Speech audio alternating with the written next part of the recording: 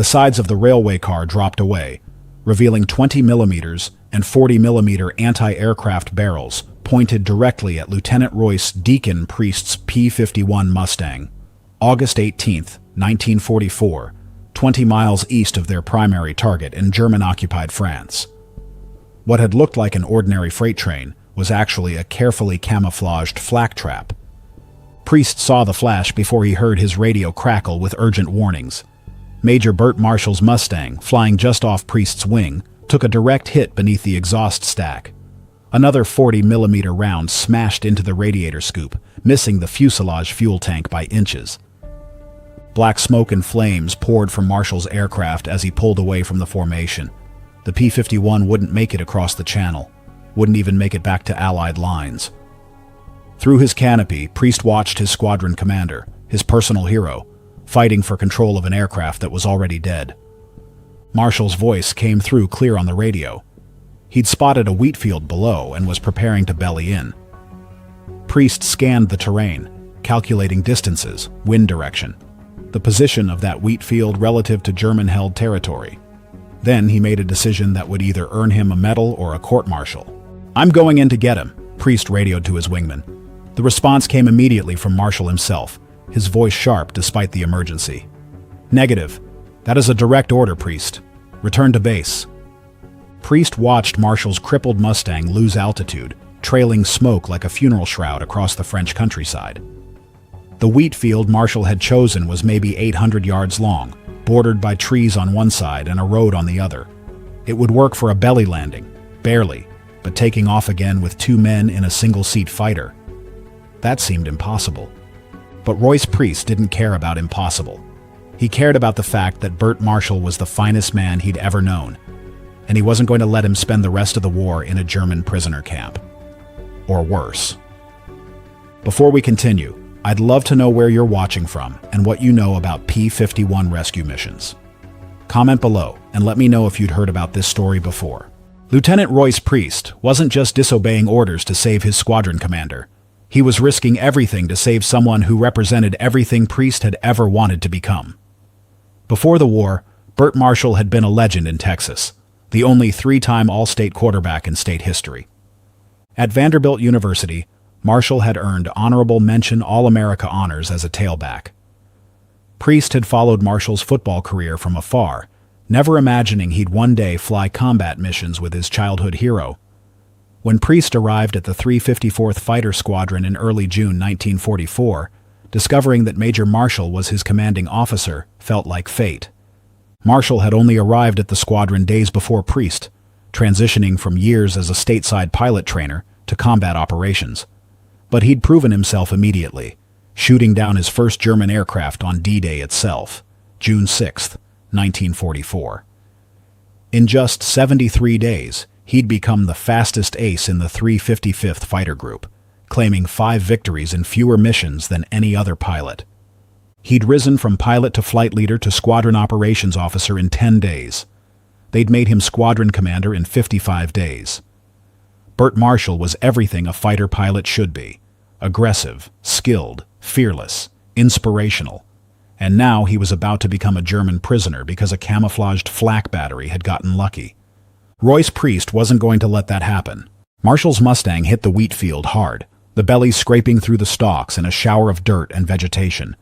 The aircraft slid for what seemed like forever before finally grinding to a stop at the far end of the field. Marshall's canopy popped open immediately. Through his binoculars, Priest watched his commander climb out, pull a thermite grenade from his survival vest, and toss it into the cockpit to destroy the aircraft. The P-51 erupted in flames as Marshall ran toward the trees, but he stopped halfway, turned, and looked up at the circling American fighters. Priest knew what Marshall was thinking. The nearest Allied lines were 40 miles away. The chance of evading German patrols and making it back on foot was almost zero. Priest keyed his radio again. "I'm landing to pick him up." Marshall's voice came back immediately, angrier this time. "I gave you a direct order, Lieutenant. Return to base. Now." But Priest was already dropping toward the wheat field, his wingmen circling overhead in stunned silence. Landing a P-51 in a wheat field would be difficult. Taking off again would be nearly impossible. Doing it with 2 men crammed into a single-seat fighter seemed like suicide. But Priest had one advantage that made him think it might work. Before flight school, he'd trained to fly gliders. He'd spent months learning how to land in tight spaces, how to judge approach speeds with minimal room for error. The Army had sent him to flight school when they realized no more airborne divisions would be created. But those glider skills had stayed with him. Now they might save Marshall's life. Priest dropped to 500 feet, then 300, lining up on the wheat field while his wingmen maintained overwatch. The field looked even smaller from this altitude, the trees at the far end looming like a wall. He dropped his landing gear, reduced power, and felt the Mustang settle into approach configuration. The wheels touched wheat stalks first, then dirt. The impact was harder than any carrier landing, the Mustang bouncing once before settling into the soft earth. Priest fought the controls as the aircraft slewed sideways, wheat stalks whipping against the fuselage. The trees at the field's edge rushed toward him. He stood on the brakes, feeling the wheels dig into the soft ground. The Mustang shuddered and bucked, threatening to nose over. Priest eased off the brakes slightly, let the aircraft slow naturally, fighting every instinct that screamed to stop faster. The trees were 50 yards away, then 30, then 20. The Mustang stopped with maybe 15 yards to spare. Priest immediately began turning the aircraft around, using full rudder and differential braking to pivot in the tight space. He needed to be pointed back the way he'd come, ready for immediate takeoff. Through the canopy, he could see Marshall running toward him across the wheat field. Then Priest saw something else, a German military vehicle, a Kübelwagen field car, racing south along the road that bordered the field's western edge. The Germans had seen Marshall's crash, seen Priest's landing, and were coming to investigate, or to capture them both. Priest's wingmen saw the German vehicle at the same moment. Without hesitation, they rolled into attack dives, their 50 caliber machine guns opening fire. Tracers walked across the road, kicking up dirt and stone. The Kübelwagen swerved wildly, trying to evade, but 6 machine guns firing simultaneously didn't leave much room for survival. The German vehicle exploded in a ball of orange flame as incendiary rounds found the fuel tank. But where there was one patrol, there would be more. The smoke from Marshall's burning Mustang was visible for miles. Every German unit in the area would be converging on this location. Marshall reached the Mustang, breathing hard from the sprint across the field. He looked up at Priest in the cockpit, then at the cramped space, then back at Priest. The question didn't need to be asked. How exactly were 2 full-grown men supposed to fit in a fighter designed for one? "Get in the seat," Priest shouted over the idling engine. "I'll fly standing behind you." Marshall started to argue, started to pull rank and order Priest into the pilot's seat, but Priest cut him off. "You've got more combat experience. If we get jumped by German fighters, you need to be able to fight. Get in the seat. Now." Marshall climbed onto the wing, then into the cramped cockpit. Priest followed, squeezing in behind him, 1 foot on each side of the seat. His head pressed against the gun sight, forcing him to hunch forward. The canopy wouldn't close properly with both of them inside, but they couldn't wait any longer. Priest couldn't see the instrument panel. Marshall was blocking his view of everything except the gun sight pressing into his forehead. He'd have to fly by feel, by sound, by instinct. His right hand found the throttle, his left hand braced against Marshall's shoulder for leverage. His feet stretched to reach the rudder pedals on either side of Marshall's legs. "Full power!" Priest shouted. Marshall shoved the throttle forward. The Merlin engine roared to maximum RPM, the propeller clawing at the air. The Mustang began rolling forward, slowly at first, then faster. The soft wheat and dirt offered resistance, trying to hold them down. Priest could feel the aircraft struggling, heavy with 2 men and low on fuel from the combat patrol. The far end of the field rushed toward them. Trees loomed ahead, the same trees Priest had barely avoided when landing. He pulled back on the stick, feeling resistance from Marshall trying to help control the aircraft. "Don't fight me," Priest yelled. "Let me fly it." The Mustang's tail came up. The main wheels bounced through the wheat. They were going too slow, the aircraft too heavy. Priest could feel it in the sluggish response of the controls. They weren't going to make it. The trees were 200 yards away, then 100, then 50. Priest hauled back on the stick with everything he had.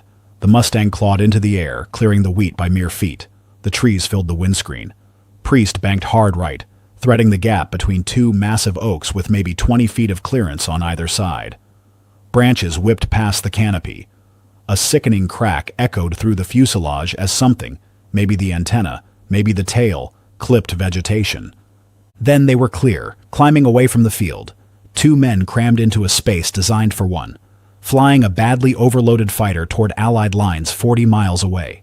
The cramped position that had seemed uncomfortable on the ground became excruciating in flight. Priest's legs were locked in an awkward stance, his feet barely reaching the rudder pedals. His back screamed from hunching forward. His neck ached from pressing against the gun sight. Every muscle in his body was tensed, fighting to maintain control of an aircraft that wanted to do anything except fly straight. Marshall tried to help, but two people flying one aircraft created more problems than it solved. When Marshall moved his hand toward the stick, Priest's control inputs became confused. When Marshall shifted his weight, the balance changed unpredictably. They argued briefly, Marshall insisting he should fly, Priest insisting Marshall couldn't see what was happening behind him. They settled into an awkward compromise. Marshall would handle throttle and communications. Priest would fly. Neither of them mentioned what both of them knew.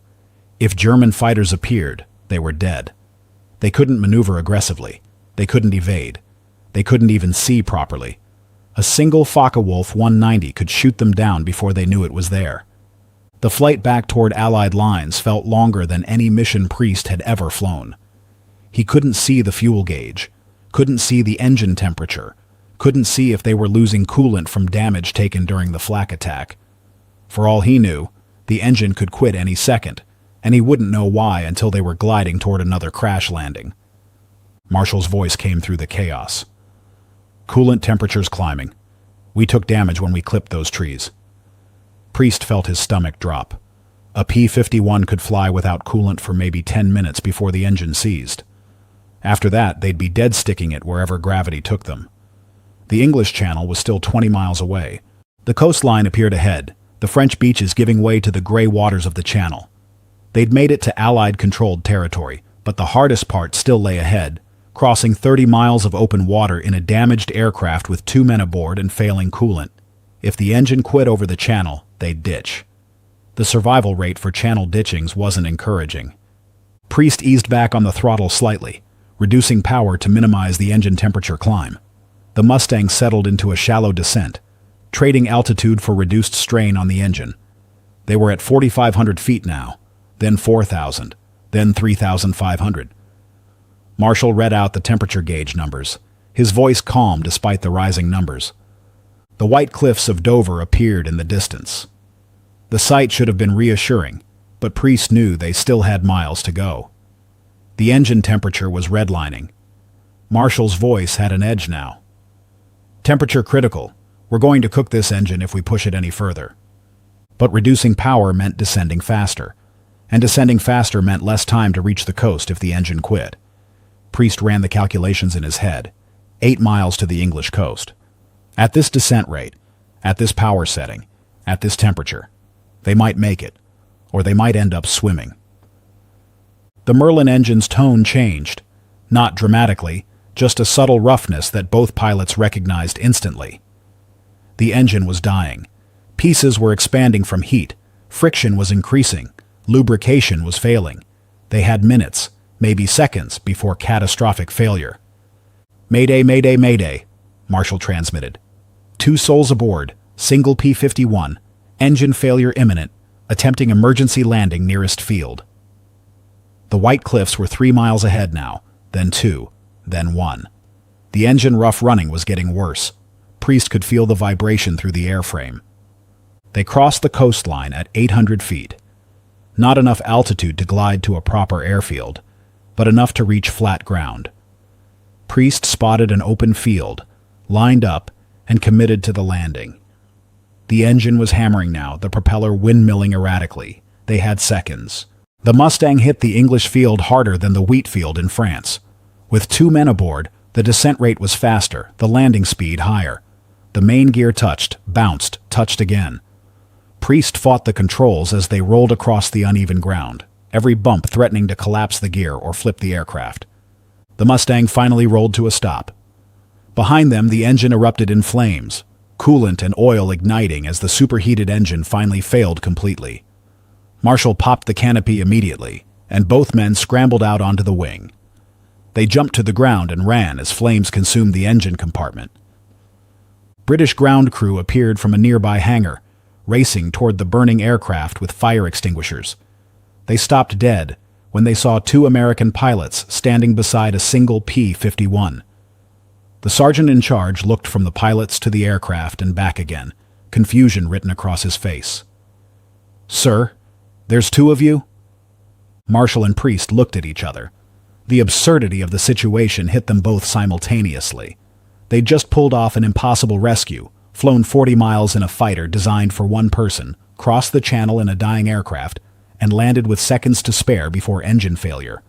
And the British ground crew's main concern was the math. "Long story, Sergeant," Marshall said. Priest just started laughing, the adrenaline and tension of the last hour finally breaking through. They'd done it. They'd actually done it. He'd disobeyed direct orders, landed behind enemy lines, crammed two men into a single-seat fighter, and flown home. And they were both alive. The laughter stopped when Priest remembered what came next. He'd disobeyed a direct order. Twice. Marshall had ordered him not to land, and he'd landed anyway. Marshall had ordered him to return to base, and he'd stayed to attempt the rescue. The technical term for that was insubordination in combat. The punishment could be court-martial. The summons came 3 days later. Lieutenant Royce Priest was to report to General James Doolittle, commanding general of the 8th Air Force. Priest made the drive to headquarters expecting the worst. Doolittle was legendary for his combat record, his leadership, and his intolerance for pilots who broke regulations. Priest stood at attention in Doolittle's office while the general reviewed the mission reports. The silence stretched on. Finally, Doolittle looked up, his expression unreadable. "Lieutenant, I've spent 3 days trying to decide whether to court-martial you or put you in for the Medal of Honor." Priest said nothing. There was nothing to say. He disobeyed orders. Fact. He'd risked a valuable aircraft on an unauthorized rescue mission. Fact. He'd endangered himself and his commander through reckless actions. Also fact.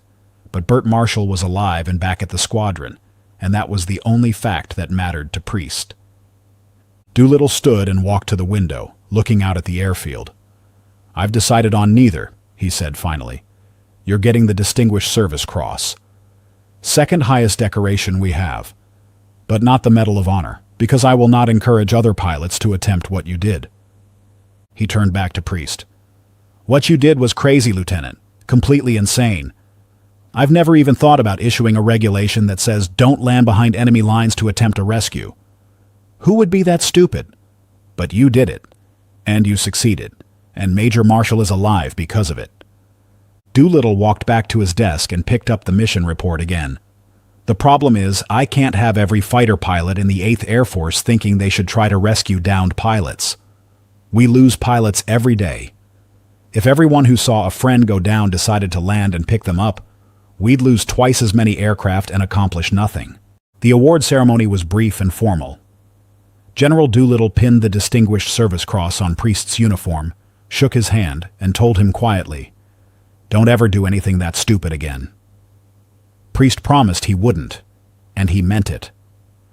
Major Marshall returned to combat operations immediately, leading the 354th Fighter Squadron through some of the most intense fighting of the European Air War.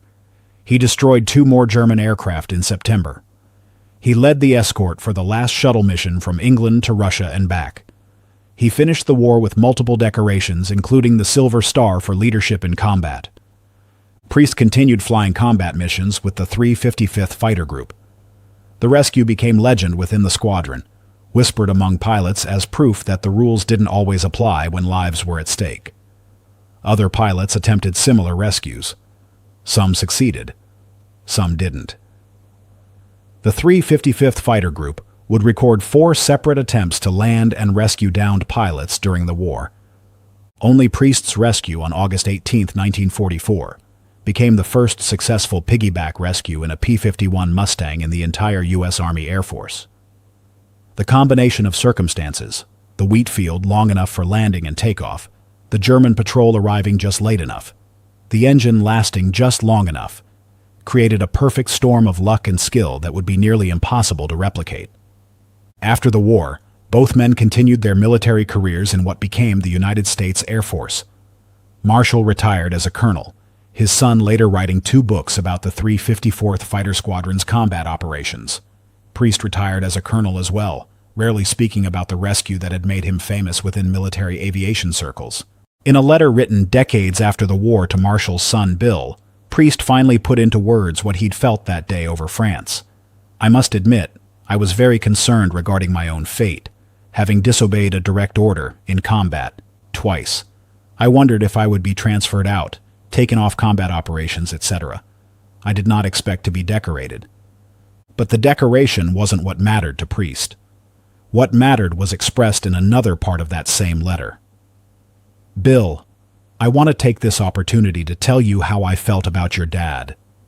He was one of the finest men I have ever known, a great friend, a superb combat leader, and my personal hero. His friendship has been the highlight of my life." That friendship had begun when Priest was a teenager, following Marshall's football exploits in Texas newspapers. It had deepened when they served together in the 354th Fighter Squadron.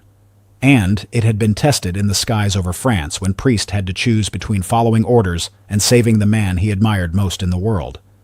Priest had chosen Marshall, not because he was disobedient by nature. By all accounts, he was a model officer who followed regulations and respected authority. But because some things matter more than regulations. Some people are worth risking everything for, and some decisions, when you're faced with them in the moment, aren't really decisions at all. Marshall knew this too. After the war, he never criticized Priest's decision to land. He never suggested Priest should have followed orders. Instead, he thanked him, privately, sincerely, and for the rest of his life.